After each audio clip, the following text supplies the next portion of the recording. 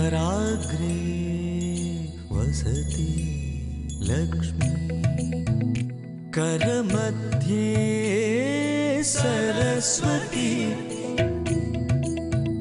करमूले सदा गौरी प्रभारे करदर्शनम्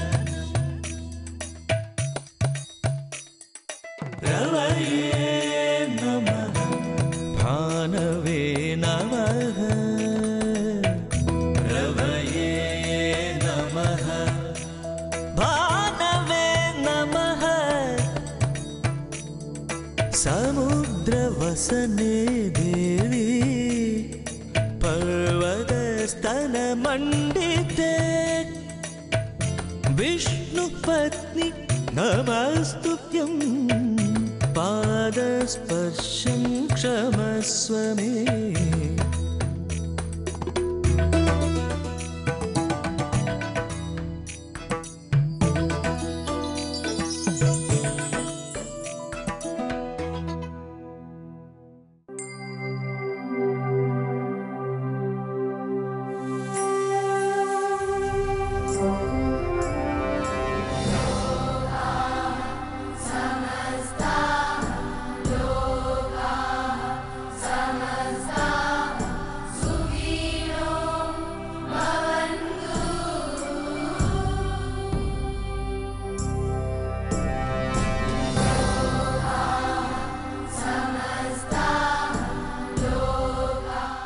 കർക്കിടക വിശേഷങ്ങളിൽ മഹനീയമാകുന്ന ഒരു ദിവസമാണ് ഇന്ന്.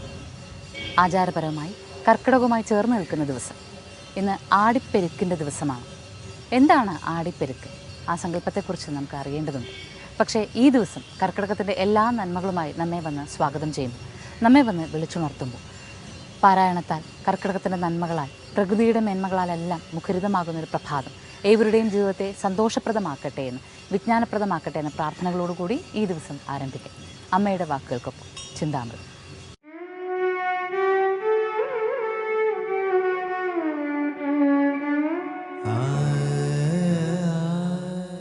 അറിവമ്മ അലിവമ്മ അമൃതമ്മ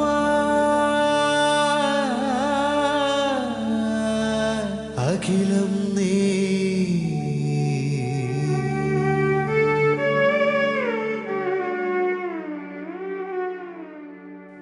ആചാരത്തിൻ്റെ അടിത്തറ പ്രേമമാകണം. വെറുതെ ചടങ്ങിന് എന്തെങ്കിലും കാട്ടിക്കൂട്ടുന്നതിൽ അർത്ഥമില്ല. എന്ത് ചെയ്യുന്നതും വിനയത്തോടും ഭക്തിയോടും ശുദ്ധിസങ്കല്പത്തോടും കൂടിയായിരിക്കണം. അച്ചടക്കമുണ്ടാകണമെങ്കിൽ വിനയവും കീഴ്വഴക്കവും വേണം.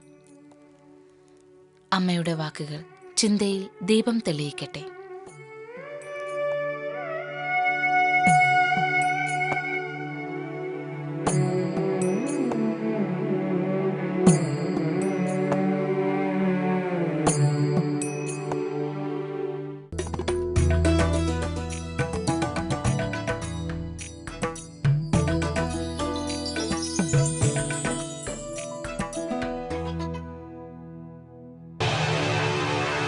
പുതിയ റിലീസ് ചിത്രങ്ങളുടെ വിശേഷങ്ങൾ,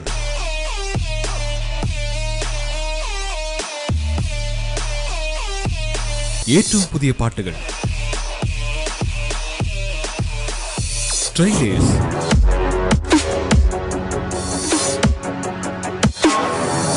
ഫിലിം റിവ്യൂസ്, അങ്ങനെ പുതിയ സിനിമകളെക്കുറിച്ച് അറിയേണ്ടതെല്ലാം ഒരൊറ്റ കാഴ്ചയിൽ. ബാൽക്കണി എല്ലാ ഞായറാഴ്ചയും രാവിലെ 9 മണിക്ക്.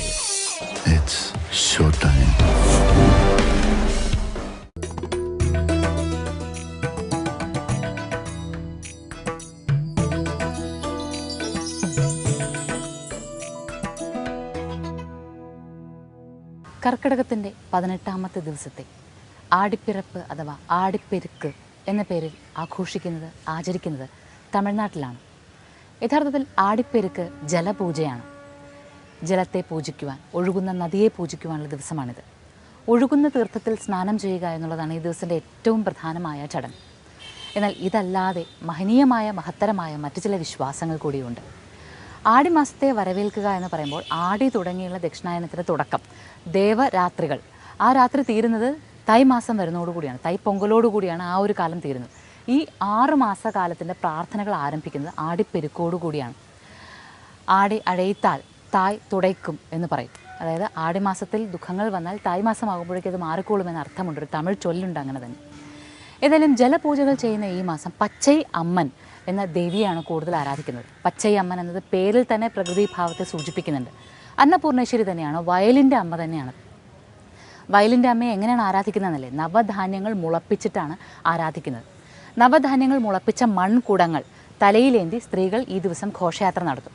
ഘോഷയാത്രയ്ക്ക് ശേഷം ഈ മൺകുടങ്ങൾ പുഴയിലേക്ക് ഒഴുക്കി വിടും. ഓർക്കുക, മൺകുടമാണ്, അതിലുള്ളത് ജലവും മുളച്ച ചെറിയ ചെറിയ വിത്തുകൾ, നവധാന്യങ്ങളും മാത്രമാണ്. ഇത് പുഴയിലൂടെ ഒഴുകി തീരങ്ങളിലേക്ക് ചെന്ന് അടിഞ്ഞ് അവിടെ മുളച്ച് കായ്ക്കുവാൻ തുടങ്ങും.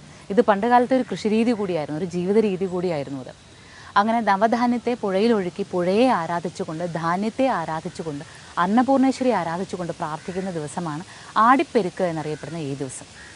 ഈ ദിവസത്തിൻ്റെ എല്ലാ പ്രാർത്ഥനകളും പൂർണ്ണതയിലേക്ക് എത്തട്ടെ എന്ന്, അതിനോടൊപ്പം പ്രകൃതിയെ ആരാധിച്ചുകൊണ്ടല്ലാതെ ഭാരതീയതയെ അറിയാനാകില്ല എന്ന്, ഹൈന്ദവികതയെ അറിയാനാവുകയില്ല എന്ന് ഒന്നുകൂടി ഉറപ്പിച്ചുകൊണ്ട് ഇന്നത്തെ രാമായണ പാരായണം ശ്രവിക്കാം. ശ്രീരാമ രാമ രാമ ശ്രീരാമചന്ദ്ര ജയ, ശ്രീരാമ രാമ രാമ ശ്രീരാമഭദ്ര ജയ, ശ്രീരാമ രാമ രാമ സീതാഭിരാമ രാമ, ശ്രീരാമ രാമ രാമ ലോകാഭിരാമ ജയ.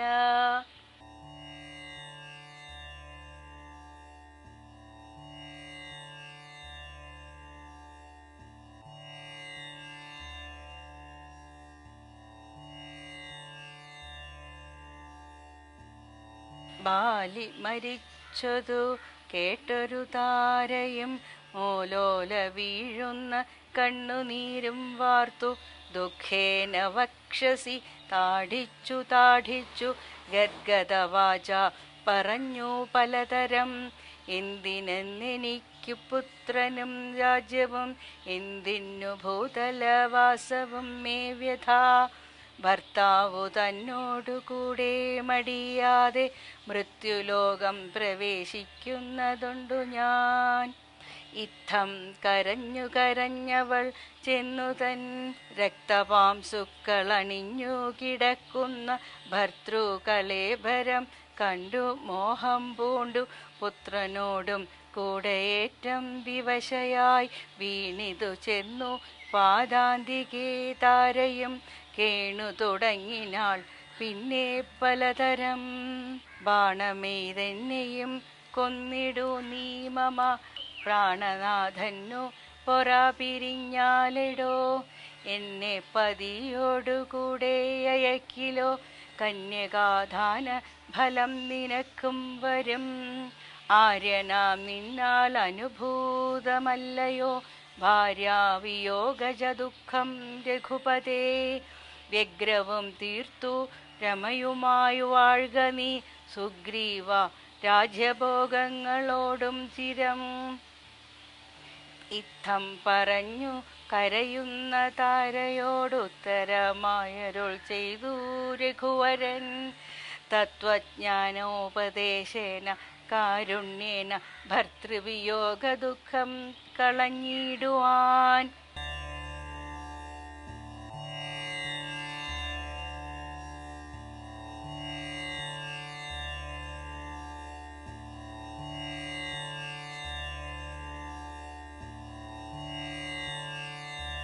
എന്തിനു ശോകം വൃഥാ തവ കേൾക്ക നീ, ബന്ധമില്ലേതുമീതിന്നു മനോഹരേ.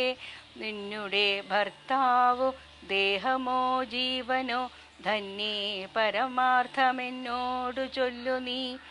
പഞ്ചഭൂതാത്മകം ദേഹമേറ്റം ജഡം സഞ്ചിതം ത്വം മാംസരക്താസ്തി കൊണ്ടെടോ. നിശ്ചേഷ്ട കാഷ്ടതുല്യം ദേഹമോർക്ക നീ, നിശ്ചയമാത്മാവു ജീവൻ നിരാമയൻ. ഇല്ല ജനനം മരണവുമില്ല കേൾ, അല്ലലുണ്ടായതോ നിനച്ചേതുമേ. നിൽക്കയുമില്ല നടക്കയുമില്ല കേൾ, ദുഃഖവിഷയവുമല്ലതു കേവലം. സ്ത്രീ പുരുഷ ക്ലീബഭേദങ്ങളുമില്ല, താപശീതാദിയുമില്ലെന്നറിക നീ. സർവകൻ ജീവൻ ഏകൻ, പരനദ്വയനവ്യയൻ, ആകാശതുല്യനലേപകൻ. ശുദ്ധമായി നിത്യമായി ജ്ഞാനാത്മകമായ തത്വമോർത്തെന്തു ദുഃഖത്തിനു കാരണം. രാമവാക്യാമൃതം കേട്ടൊരു താരയും രാമനോടാശു ചോദിച്ചിതു പിന്നെയും. നിശ്ചേഷ്ട കാഷ്ഠതുല്യം ദേഹമായതും സച്ചിദാത്മാ നിത്യമായതു ജീവനും. ദുഃഖസുഖാദി സംബന്ധമാർക്കെന്നുള്ളതൊക്കെ അരുൾ ചെയ്ക വേണം ദയാനിധേ എന്നതു കേട്ടരുൾ ചെയ്തു രഘുവരൻ.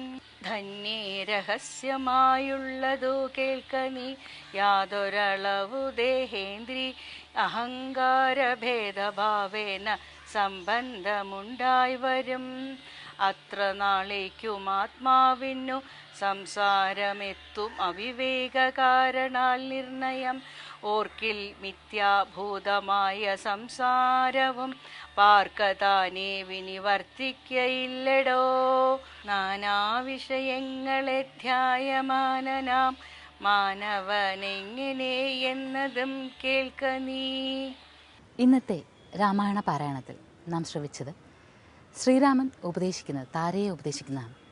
താര രാമായണത്തിൽ നാം വ്യക്തമായി മനസ്സിലാക്കിയിരിക്കേണ്ട കഥാപാത്രങ്ങളിൽ ഒന്നാണ് താരയുടേത്. പലപ്പോഴും രാമായണത്തെ വിമർശിക്കുന്നവർ താരയെ ഒരു ഘടകമാക്കി വയ്ക്കാറുണ്ട്. താരയുടെ ജീവിതത്തെക്കുറിച്ച് ചില ചോദ്യങ്ങൾ ചോദിക്കാറുണ്ട്. അതിൽ പ്രധാനമായും ബാലിയെ ശ്രീരാമൻ നിഗ്രഹിക്കുവാൻ കാരണം സ്വന്തം സഹോദരൻ്റെ ഭാര്യയെ സ്വന്തമാക്കിയത് കൊണ്ടാണല്ലോ. സഹോദരൻ്റെ ഭാര്യയെ സ്വന്തമാക്കുന്നത് തെറ്റാണെങ്കിൽ സുഗ്രീവനും അതേ തെറ്റല്ലേ ചെയ്തിരിക്കുന്നത്. അപ്പോൾ സുഗ്രീവൻ്റെ ഭാര്യയായും താര ജീവിച്ചുവല്ലോ. അങ്ങനെയെങ്കിൽ താര ഒരു യഥാർത്ഥ പതിവ്രതാരത്നമാണോ? പിന്നെ എങ്ങനെയാണ് താരയ്ക്ക് ശ്രീരാമനെ ശപിക്കാനായത് എന്നൊക്കെയാണ്. ഇതിനൊക്കെ ഈ സംശയങ്ങളൊക്കെ മാറ്റുന്നതിന് മുൻപ് താര എന്താണ്, ആരാണ് എന്ന് മനസ്സിലാക്കേണ്ടതുണ്ട്. ആദിമ രാമായണത്തിലെ ബാലകാണ്ഡത്തിൽ താരയുടെ ജന്മത്തെക്കുറിച്ചും പറയുന്നുണ്ടത്രേ. ബൃഹസ്പതിയുടെ പുത്രിയായിട്ടാണ് താരയെ പറയുന്നത്. ബാലിയും സുഗ്രീവനും ഇന്ദ്രപുത്രന്മാരും, ഇന്ദ്രൻ്റെയും സൂര്യൻ്റെയും പുത്രന്മാരും. ഏതായാലും പാൽക്കടൽ കടയുന്ന സമയത്ത് ബാലിയുടെ സഹായം വേണ്ടി വന്നെന്നും ബാലി കടഞ്ഞ സമയത്ത് ഉയർന്നു വന്നത് താര, ആ താരയെ ദേവന്മാരെല്ലാം ബാലിക്ക് തന്നെ സമ്മാനമായി നൽകിയെന്നും അങ്ങനെ ഒരു ശക്തമായ ദേവന്മാരാൽ നിശ്ചയിക്കപ്പെട്ട ശക്തമായൊരു ബന്ധമാണ് ബാലിയും താരയും തമ്മിലുള്ളതെന്ന് ഒരു വിശ്വാസമുണ്ട്. ഇതല്ലാതെ മറ്റൊരു തരത്തിൽ പറയുന്നത് വാനര ഭിഷഗ്വരനായ സുഷേണൻ്റെ പുത്രിയാണ് താര എന്നുള്ളതാണ്. ഏതായാലും താര ബാലിയുടെ പത്നി തന്നെയാണ്. ബാലി ചെയ്ത തെറ്റെന്താണ്? സുഗ്രീവൻ്റെ പത്നിയായ റുമയെ സ്വന്തമാക്കി എന്നുള്ളതാണല്ലോ. സഹോദരൻ ജീവിച്ചിരിക്കുമ്പോൾ, സുഗ്രീവൻ ജീവിച്ചിരിക്കുമ്പോഴാണ് സുഗ്രീവനെ ഭയപ്പെടുത്തി അധികാരം ഉപയോഗിച്ച് ബാലി സുഗ്രീവൻ്റെ പത്നിയെ സ്വന്തമാക്കുന്നത്. അത് തെറ്റാണ്. പക്ഷേ വാനര സമുദായത്തിലും അതുപോലെ തന്നെ വാനര സമൂഹത്തിലും അതുപോലെ തന്നെ മനുഷ്യകുലത്തിലും ഒരു കാലത്ത് പണ്ടൊരു രീതി ഉണ്ടായിരുന്നു. ജ്യേഷ്ഠൻ മരിച്ചു പോവുകയാണ് എങ്കിൽ മരിച്ചുപോയ ജ്യേഷ്ഠൻ്റെ പത്നിയെ വിധവയാക്കാൻ വിടാതെ അനുജന് വിവാഹം കഴിക്കാമെന്നൊരു രീതിയുണ്ട്, അതൊരു നിഷ്ഠയുണ്ടായിരുന്നു. അതുകൊണ്ട് തന്നെ സുഗ്രീവൻ താരയെ വീണ്ടും പത്നിയാക്കിയത് ബാലിയുടെ മരണത്തിന് ശേഷമാണ്. അപ്പോൾ അതൊരു നിലനിൽക്കുന്ന രീതിയാണ് എന്നുള്ളത് കൊണ്ട് തന്നെ താരയുടെ പാതിവൃത്യത്തിന് ഒന്നും സംഭവിക്കുന്നില്ല, ഭംഗം സംഭവിക്കുന്നില്ല എന്നുള്ളതാണ് അങ്ങനെ ഒരു വിശ്വാസം. പതിവ്രതയായ താര യഥാർത്ഥത്തിൽ ശ്രീരാമദേവനെ ശപിക്കുന്നു കൂടിയുണ്ടല്ലോ. ആ ശാപം കൊണ്ടാണ് സീതാദേവിയെ വീണ്ടെടുത്തതിന് ശേഷം വീണ്ടും ശ്രീരാമന് സീതയെ നഷ്ടപ്പെടേണ്ടി വന്നത് എന്ന് പോലും വിശ്വാസമുണ്ട്. അത്രയ്ക്ക് പാതിവൃത്യം താരയിലുണ്ട് എന്ന് നമുക്ക് മനസ്സിലാക്കാനാകും. എന്നാൽ താര എന്ന ഈ സങ്കല്പത്തെ നാം മനസ്സിലാക്കുന്നത്, താര എന്നത് വാനര നേതാവിൻ്റെ അല്ലെങ്കിൽ വാനര രാജാവിൻ്റെ പത്നിയായി മാത്രം കാണുക പോരാ നമുക്ക്. ഇന്ത്യൻ വിശ്വാസങ്ങളോട് ചേർന്ന് നിൽക്കുന്ന മറ്റു പല വിശ്വാസങ്ങളും, അതായത് ജാപ്പനീസ് വിശ്വാസങ്ങളിലും അതുപോലെ തന്നെ ബാലി, ഇന്തോനേഷ്യയിലെ പല വിശ്വാസങ്ങളിലുമൊക്കെ താരയ്ക്ക് വലിയ പ്രാധാന്യമുണ്ട്. ദേവീ താര എന്ന് പറഞ്ഞ് ആരാധിക്കുന്ന ദേവീഭാവം ബാലി സുഗ്രീവന്മാരുമായി ബന്ധപ്പെട്ട് നിൽക്കുന്നു.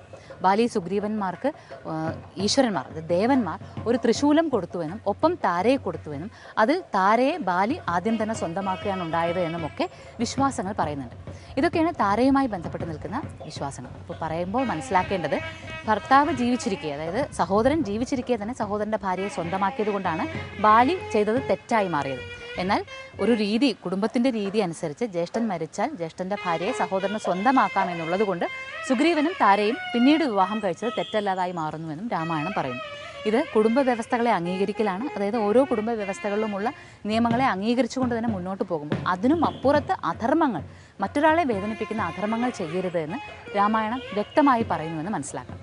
അങ്ങനെ താരയെ മനസ്സിലാക്കിക്കൊണ്ടാണ് ഇന്നത്തെ താരോപദേശം നാം ശ്രവിച്ചിരിക്കുന്നത്. കർക്കിടക മാസമാണ്. കർക്കിടകത്തിൻ്റെ പുണ്യം നിറഞ്ഞു നിൽക്കുന്ന, രാമചൈതന്യം നിറഞ്ഞു നിൽക്കുന്ന ഒരു ക്ഷേത്ര കാഴ്ചയാവാം ഇനി.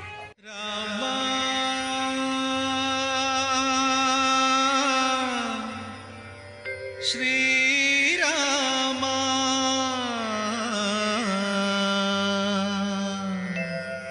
തൃപ്രയാരപ്പ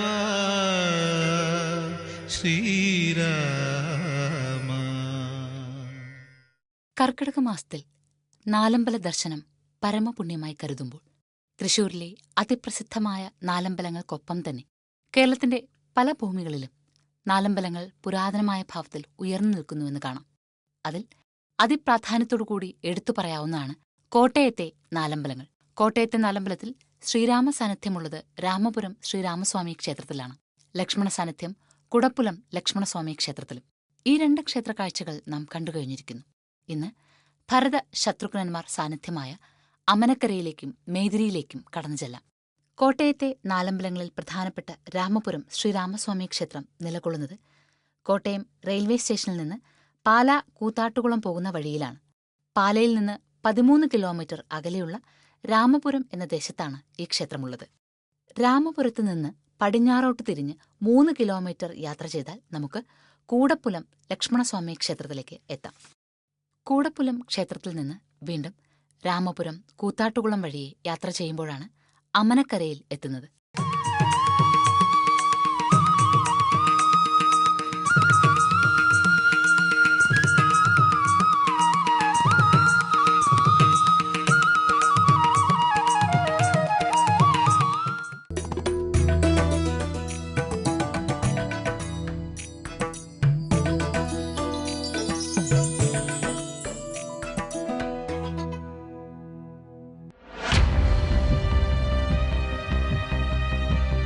ജീവിതം തന്നെ ദുഃഖമായവർക്ക് സാന്ത്വനമായി,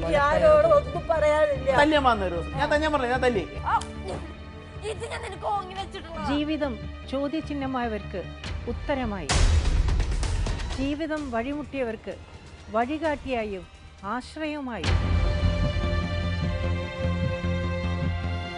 കഥയല്ലത് ജീവിതം. 1500 എപ്പിസോഡുകൾ പിന്നിട്ടു. 7 വർഷമായി ജൈത്രയാത്ര തുടരുന്നു. തിങ്കൾ മുതൽ വെള്ളി വരെ രാത്രി 9:30.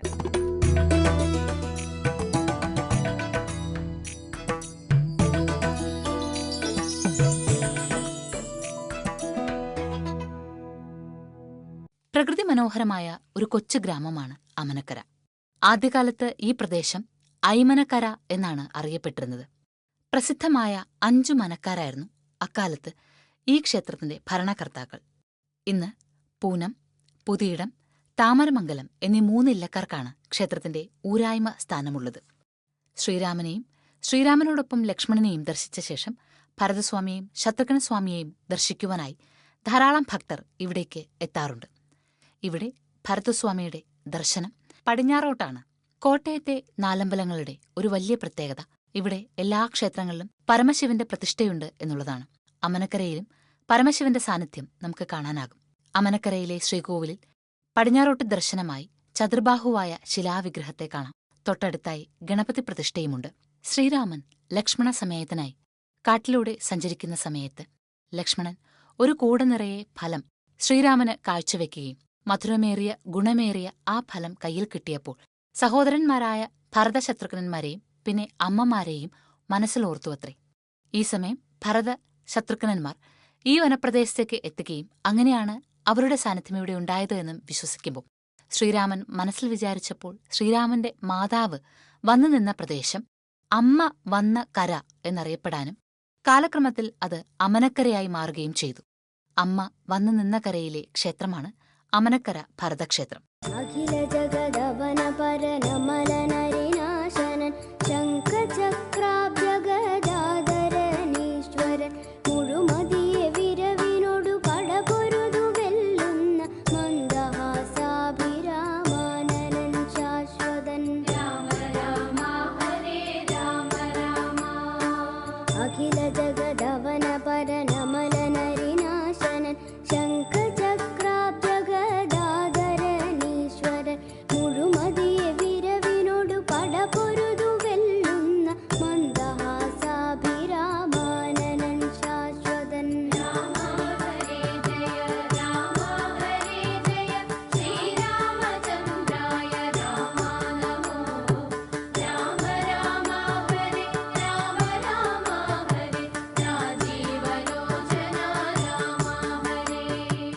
ഭരതസ്വാമിയുടെ അവതാരം മഹാവിഷ്ണുവിന്റെ ശംഖരൂപത്തിൽ നിന്നായതുകൊണ്ട് ഇവിടെ ശംഖപൂജയ്ക്ക് വലിയ പ്രാധാന്യമുണ്ട്. മംഗല്യസിദ്ധിക്കായി തിരുവാട സമർപ്പണം വളരെ പ്രസിദ്ധമാണ്. മാത്രമല്ല, മുജ്ജന്മ ദോഷപരിഹാരത്തിനായി ഇവിടെ ക്ഷേത്രക്കുളത്തിൽ മീനൂട്ട് വിശേഷമായി കരുതുന്നു. ഈ ക്ഷേത്രക്കുളത്തിന് വേറെയുമുണ്ട് പ്രാധാന്യം. രാമപുരത്ത് ശ്രീരാമസ്വാമിയുടെ ആറാട്ട് നടക്കുന്നത് ഇവിടെ ഈ ക്ഷേത്രക്കുളത്തിലാണ്. ഇവിടെ പാദകപൂജയും നടത്താറുണ്ട്. വനത്തിൽ എത്തിയ ഭരതൻ തന്റെ ജ്യേഷ്ഠന് മുന്നിൽ എങ്ങനെയാണോ പ്രാർത്ഥിച്ചു നിന്നത്, അതേ ഭാവത്തിൽ, അപേക്ഷിക്കുന്ന ഭാവത്തിലാണ് ഇവിടെ ഭരതൻ സാന്നിധ്യമാകുന്നത് എന്ന് വിശ്വാസമുള്ളപ്പോൾ ശ്രീരാമൻ തന്നെ സമ്മാനിച്ച പാതകം പൂജ ചെയ്ത ഭരതന്റെ മഹത്വം പാതകപൂജയിലൂടെ വെളിവാകുന്നു. അമനക്കര ക്ഷേത്രത്തിനോട് തൊട്ടുചേർന്ന് ഒരു ഭദ്രകാളി ക്ഷേത്രവുമുണ്ട്. അവിടെ ഉപദേവതകളായി വനദുർഗയും യക്ഷിയമ്മയും ഗണപതിയും സർപ്പവുമുണ്ട്. അമനക്കരയിൽ നിന്ന് 3 കിലോമീറ്റർ വടക്ക് കിഴക്കായി സഞ്ചരിച്ചാൽ നമുക്ക് മേതിരി ശ്രീ ശത്രുഘ്നസ്വാമി ക്ഷേത്രത്തിൽ എത്താം. കരിങ്കല്ലുകൊണ്ടുള്ള ക്ഷേത്രനിർമ്മിതിയാണ് ഇവിടെയുള്ളത്. പൂർണ്ണമായും ശിലാനിർമ്മിതമായ ശ്രീകോവിലുള്ള ക്ഷേത്രം എന്ന പെരുമ ഈ ക്ഷേത്രത്തിന് സ്വന്തമായുണ്ട്. കൊണ്ടമറുക്, പുനത്തിൽമന, ചെങ്ങഴിശ്ശേരി എന്നീ 3 മനക്കാർക്കാണ് ക്ഷേത്രത്തിന്റെ ഊരാൺമസ്ഥാനം ഉള്ളത്. ശ്രീകോവിലിൽ ശത്രുഘ്നസ്വാമി കിഴക്കോട്ടാണ് ദർശനമരുളുന്നത്. ഇവിടെയും ചതുർബാഹുവായ ശിലാവിഗ്രഹമാണ് എങ്കിലും യോഗി പ്രതിഷ്ഠാഭാവം കൂടി ഇവിടെ ഒത്തുചേരുന്നു. ഈ ക്ഷേത്രത്തിൽ ഉത്സവം പതിവില്ല എന്നതുപോലെ തന്നെ 12 വർഷം കൂടുമ്പോഴുള്ള നവീകരണ കലശം ഷടാധാര പ്രതിഷ്ഠയിലുള്ളതുപോലെ വേണമെന്നുമില്ല. ഒക്കത്ത് ഗണപതിയും ശിവനും ഒരേ ശ്രീകോവിലിൽ സാന്നിധ്യമാകുന്നുണ്ട്. കൂടാതെ നാഗരാജാവിന്റെയും നാഗയക്ഷിയുടെയും പ്രതിഷ്ഠയുമുണ്ട്. നാഗസാന്നിധ്യത്തിന് തൊട്ടരികിലായിട്ടാണ് കാക്കൂർ ഭഗവതി സ്ഥാനം കൊള്ളുന്നത്. ക്ഷേത്രത്തിന് നേരെ മുന്നിലാണ് ക്ഷേത്രക്കുളമുള്ളത്.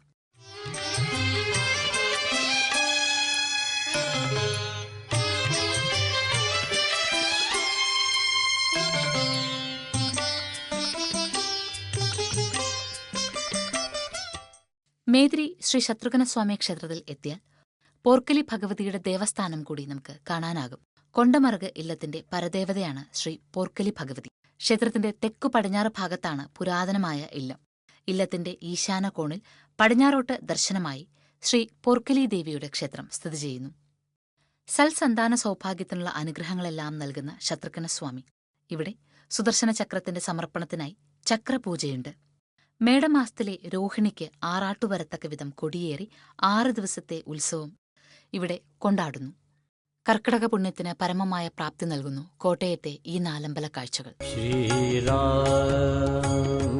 ജയ രാം ജയ ജയ രാം ശ്രീരാം ജയ രാം ജയ ജയ രാം. ഇന്നത്തെ ഉദയാമൃതം ആടിപ്പെരുക്കിനെക്കുറിച്ചും പച്ചൈ അമ്മനെക്കുറിച്ചും വയല് കാക്കുന്ന അന്നപൂർണേശ്വരിയെക്കുറിച്ചും പറഞ്ഞു തുടങ്ങി.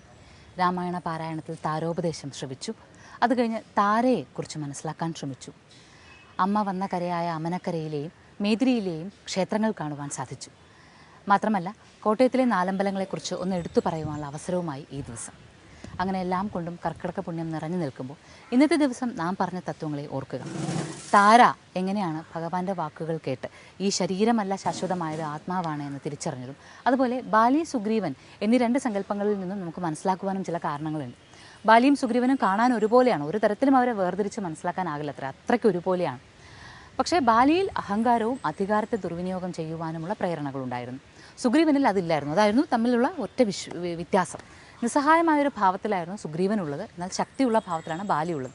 ബാലിയിൽ അഹങ്കാരവും അഹമ്മതിയും ഉണ്ടായിരുന്നോ എന്നുകൂടി സംശയിക്കേണ്ടിയിരിക്കുന്നു. പക്ഷേ ഇവർ രണ്ടുപേരും തമ്മിൽ തിരിച്ചറിയാൻ പറ്റാത്ത രീതിയിലിരിക്കുമ്പോൾ രാമൻ അണിയിച്ചു കൊടുത്തൊരു മാല കൊണ്ട് സുഗ്രീവൻ വ്യത്യസ്തനാകുന്നു. അതായത് ജീവാത്മാവ് എപ്പോഴും ഒരുപോലെ തന്നെയാണ് ഇരിക്കുന്നത്, പക്ഷേ പരമാത്മ ചൈതന്യം നമ്മൾ ചില തിരിച്ചറിവുകൾ നടത്തുന്നുണ്ട്. അതൊരു മാല അണിയിച്ചിട്ടോ ഒരു പൊട്ട് തൊടുവിച്ചിട്ടോ ഒക്കെ ആയിരിക്കാം. പക്ഷേ ആ തിരിച്ചറിവുകൾ എങ്ങനെയാണ് നമ്മിലേക്കുണ്ടാകുന്നത്? മാല എന്ന് പറയുന്നത് പ്രത്യക്ഷാർത്ഥത്തിൽ ഒരു മാല ധരിക്കലല്ല. ഒരു മാല ധരിച്ചുവെന്നോ അല്ലെങ്കിൽ രുദ്രാക്ഷം ധരിച്ചുവെന്നുകൊണ്ടോ ഭസ്മമോ കുങ്കുമമോ ചന്ദനമോ തൊട്ടതുകൊണ്ടോ നമുക്ക് പരമാത്മാവിനെ അറിഞ്ഞുകൊള്ളണമെന്നില്ല. ഇതൊന്നുമില്ലാതെ മനസ്സുകൊണ്ട് ചൈതന്യം കൊണ്ട് നമുക്ക് ഈശ്വരനെ അറിയാനാകും. അങ്ങനെ അറിയുവാനുള്ള നേരിയൊരു ശ്രമം സുഗ്രീവൻ്റെ ഭാഗത്തു നിന്നുണ്ടായി എന്നതുകൊണ്ടാണ് ആ മാല അണിയുകയും സുഗ്രീവനിൽ നിന്ന് ബാലിയെ വേർതിരിച്ചറിയുവാനാവുകയും ചെയ്തത്. വേർതിരിച്ചറിയാനാകട്ടെ നമുക്ക് എല്ലാത്തിനെയും. നമ്മിലുണ്ട് ബാലിയും സുഗ്രീവനും, നമ്മിലുണ്ട് രാമനും രാവണനും. ഇതാണ് രാമായണം എപ്പോഴും പറയുന്നത്. ഇതെല്ലാം നമ്മിലുണ്ട് എന്ന് തിരിച്ചറിഞ്ഞുകൊണ്ട് നന്മയെ ജയിക്കുവാൻ അവസരമൊരുക്കി കൊടുക്കുക എന്നുള്ളതാണ് നമ്മുടെ കർമ്മം, അതാണ് നമ്മുടെ ധർമ്മം. ഇന്നത്തെ ദിവസവും എല്ലാ നന്മകളും നേർന്ന് വിടവാങ്ങുന്നു. നമസ്കാരം.